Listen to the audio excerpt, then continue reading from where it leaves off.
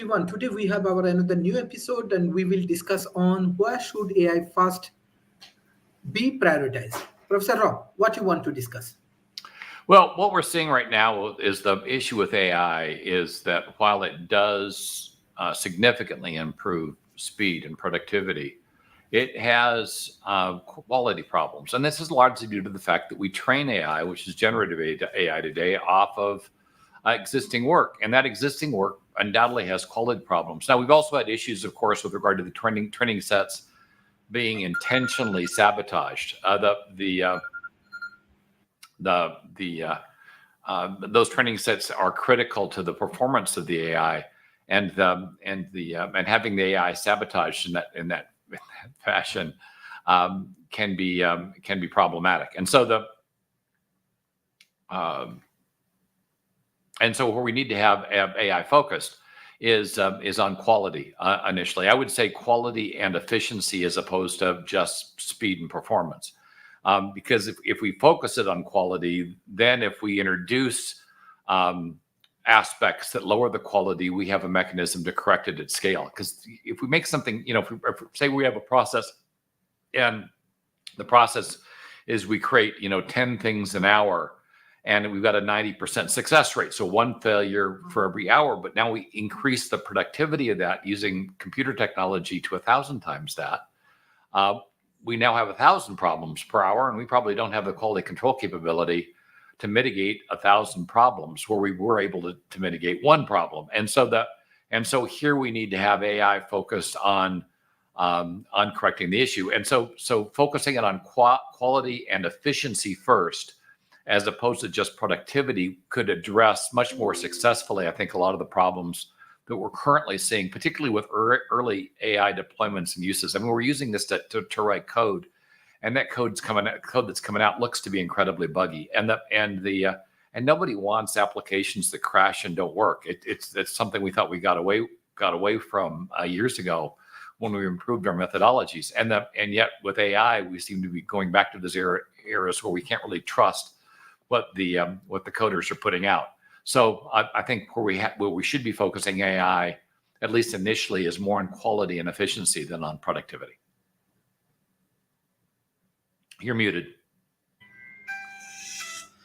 Professor, my next question for you: what are the most critical areas where AI can provide immediate benefits? Well, some of the things that particularly generative AI is used for, which is it's a conversational mechanism. It uses real language to interface. It would probably be for those people that have difficulty using the existing tools to interface with others, quadriplegics, paraplegics, help people that have learning disabilities, that have an inability to interact with others. This is something that AI could help with a great deal. Provide a communications bridge between those that have difficulty communicating using existing mechanisms and others. People that are mobility constrained. Again, AI could help them project themselves into other locations more effectively than current video conferencing tools, though some of them have gotten better over the years. But we're really using it where the need is greatest. Education. We don't have enough teachers. We don't have enough funding. Here's an area where AI's ability to scale aggressively and cover lots of classrooms for a relatively low cost with a high quality product, particularly with regard to individual student tutoring, could make a huge benefit in increasing and improving the education of kids. And you could introduce much more gamification, so you're making the education much more interesting to them as well, which clearly was a problem with traditional education methods, particularly during the shutdown periods of the COVID pandemic, where we found kids got isolated, they weren't doing their homework, they weren't engaging, their social skills were degrading. Here is another case where you could take kids that can't make it into class or who just don't have access to education facilities, give them a much better set of tools to advance themselves, both from a standpoint of their education and from a standpoint of their ability to interact with others. Thank you. My next question for you: what industries or sector are most ready for AI integration? Well, I would say manufacturing and warehousing are the two areas that had already been looking pretty heavily at automation long before AI. These are industries that lend themselves to artificial intelligence because they've been using robotics for years, for inventory management, for placement. And if you go to a modern automobile factory, it's almost all robots today. The number of people that are working in these factories is reduced. And yet we still have a lot of injuries in the factories because the equipment isn't smart. And so here, introducing artificial intelligence on top of what is already a robotic infrastructure is relatively easy. And so in the cases where you already have a significant amount of automation, the introduction of AI isn't anywhere near as disruptive as, say, if you go into an industry like, say, farming, which is very labor intensive, and try to introduce AI because they don't quite have the infrastructure, even though it does a tremendous amount of benefit because we've got huge labor shortages in agriculture right now. But the difficulty is the knowledge about AI is relatively light. The ability to maintain the equipment is almost non-existent, and so the end result is that while the technology can provide a tremendous amount of benefit, it comes with a ramp-up cost that would be very difficult for anything but the largest farms, the largest industrial farms, to be able to support and implement. Thank you. My next question for you: what can AI provide the highest return on investment? Well, I think the highest return on investment probably comes to where AI can increase efficiency. I don't think productivity is going to get us there because I mentioned right now, if you do productivity without adequate quality control or without focusing on efficiency, what you're going to do is you're going to consume more resources faster and have more problems, which doesn't really lend itself to a solid bottom line. But if you can focus AI on efficiency and do it well, don't go the route of the old overall efficiency experts, which concluded, the people could work 18-hour days in fluorescent light, and that was going to be good enough. And maybe you could replace the people as they were failing because of injuries or death. We saw that play out very poorly in China. I wouldn't repeat that particular mechanism. Focus on efficiency first.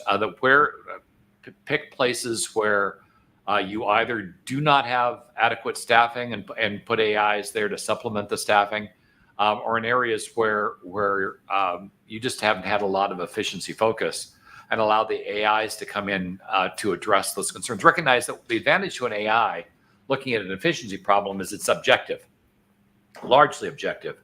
Where often when you have individuals going in and trying to fix efficiency problems, they're subjective. They make decisions on their gut, and often their gut's wrong. With what artificial intelligence, if it's properly trained, is making decisions based on data, and so you get much better, but potentially much better, qualitative, quantitative-based decisions with when you're using a computing system than if you're using people. But it does have to be adequately trained, and then the users have to be willing to take the advice or the direction the AI is providing and not override it with their gut all the time. Otherwise, you'll just degrade back to the old operating lack of efficiency. So I'd say efficiency would probably provide the highest return if it's done ethically, if it's done taking in the full-on consideration of the human elements of the system, so the human elements are not abused by the result. Thank you. My next question for you: that which problem or task are best suited for AI solutions? And well, the best suited tasks are those tasks that are hard or dangerous for people to do. Mining, long haul driving, where people get bored, they fall asleep, they have an accident that kills a lot of people. One of those semis goes crazy, it can do a lot of damage before it's stopped. I would argue air traffic control should probably be automated because it's understaffed right now, and the people have a great deal of trouble with regard to the level of traffic we have today. Wait till we get flying cars up in the air. We're going to overwhelm air traffic control. And so areas where it's unsafe for people just can't handle the load, which would be air traffic control. Unsafe would be like mining, ordnance disposal. For instance, once the war with Ukraine's over or the war in Gaza is over, you're going to have a lot of unexploded ordnance that have to be cleared out. That's something that robots and AI could help with and do much more safely than people can do it. And certain types of rescues could be better done by robots. We've certainly developed technology that can allow drones to go into remote areas and more safely retrieve people that are injured than say helicopters can, which have a high crash, particularly in a fire or weather event, have a high crash potential. And if you crash the drone, that's a problem. But if you crash a helicopter or a large aircraft, there's a lot of collateral damage that can result. I mean, a crashed helicopter could actually start a fire, and of course, a crashed helicopter in a city center could take out a building. So the drones provide lower risk. They can ideally better, depending on their instrumentation, they can better handle the weather events than people can, and they can get in and out of an area for rescue because they're smaller, much more effectively and efficiently without putting additional people at risk. The individual that's being rescued, it would still be at risk, but they're at risk anyway. So this is a way to mitigate the risk and still get the person to safety as prudently and as quickly as possible. Thank you. How can AI be deployed ethically and responsibly? And what's your closing remarks? Yeah, so ethically and responsibly. Well, one is you kind of have to have ethics is a difficult topic. You have to have a set of rules that people agree on are the rules that AI will follow. Asimov had his 3 rules of robotics, which were actually pretty good. A robot can't harm people, a robot cannot be directed to harm people, and a robot must protect itself except if it comes into conflict with the first 2 rules. The idea is that an AI should first and foremost be used for the benefit of the people that it serves. It shouldn't be used to harm or hurt them, and that's the easy ethical rule to follow. When we get into areas like robotic dating and robotic relationships and robotic medicine, and AI used for psychology and some of the other areas we're looking at it, here the guidelines really have to kind of follow the industries they're going into. The concept of do no harm, of providing help whenever possible, and looking at the beneficial outcome of every engagement as opposed to just generating cash in the most effective way possible. And so that's really where we should circulate. IBM actually did a pretty good job of coming up with a set of broad ethical rules that I think provide a great foundation that builds upon Isaac Asimov's work in terms of providing better guidance in terms of AI and robotics and ethics. But we should rely on those things and make sure at the very end that AI does no harm. Thank you, Professor Rao, for your continuous support for World Talent Economic Forum, and I request all of our audience, please share our content as much as possible. And thank you for your continuous support. I request to share with the government agency, corporation, and academia. Thank you. Bye-bye and take care. Bye-bye.